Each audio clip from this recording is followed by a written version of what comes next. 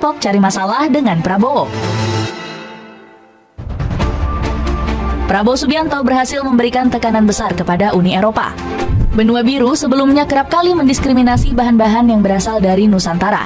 Salah satu contohnya terlihat dari kelapa sawit Nusantara yang dinilai dihasilkan dari deforestasi masif. Alhasil, tuduhan Uni Eropa ini membuat Prabowo memberikan ultimatum. Gak usah takut namanya tuduhan membahayakan, deforestasi. Namanya kelapa sawit, ya pohon, itu ada daunnya, dia menyerap karbon dioksida. Dari mana kok dituduh deforestasi?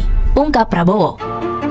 Indonesia malah berusaha untuk menghentikan ekspor minyak sawit tanah air ke benua biru. Apalagi sawit memang bisa digunakan untuk apa saja termasuk minyak makan dan biofuel. Rencana Indonesia ini juga mendapatkan dukungan penuh dari WTO. Organisasi dagang dunia ini sampai memberikan perintah mutlak yang dinilai merugikan Eropa. Uni Eropa diwajibkan menghapus kebijakannya yang dinilai memberi nilai diskriminasi.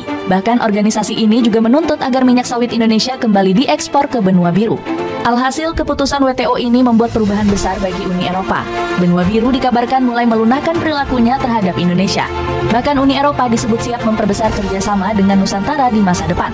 Hal ini terlihat dengan semakin masifnya kerjasama KEPA untuk kedua negara. Menteri Ekonomi, Keuangan, dan Kedaulatan Industri dan Digital Prancis juga mengakui pentingnya Indonesia bagi Uni Eropa.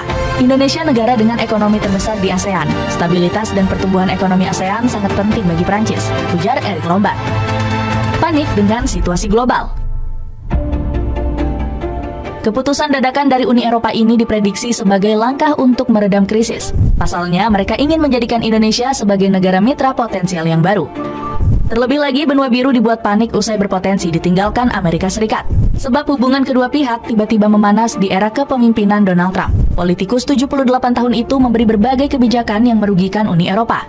Sebut saja pengenaan tarif sebesar 25% terhadap produk dari benua biru. Alhasil, kebijakan terbaru negeri Paman Sam memaksa Uni Eropa untuk memutar otak. Uni Eropa juga gencar mencari mitra baru memasok kebutuhan gas alam mereka. Sebab Rusia sudah menghentikan pasokan LNG ke seluruh benua biru sejak awal 2025. Padahal, kebutuhan Uni Eropa di sektor tersebut meningkat hingga 101 juta ton pada tahun ini. Kebutuhan Eropa untuk mengisi kembali penyimpanan setelah musim dingin yang lebih dingin dan pengurangan pasokan Rusia lainnya akan membuatnya bersaing lebih keras untuk kargo dibandingkan tahun lalu, kata analis ICIS Alex Froli. Alhasil, Uni Eropa mulai melirik Indonesia yang punya cadangan gas alam besar. BPS mencatat produksi gas alam tanah air lebih dari 2,42 mmscf pada tahun 2023. Apalagi bumi Nusantara telah menemukan cadangan sumber daya alam baru beberapa waktu silam. Profil eksplorasi Indonesia cukup membanggakan. 2023 kita temukan 2 penemuan besar Geng Nord dan Layaran, yang merupakan 2 dari 5 ranking teratas dunia, ungkap Wakil Kepala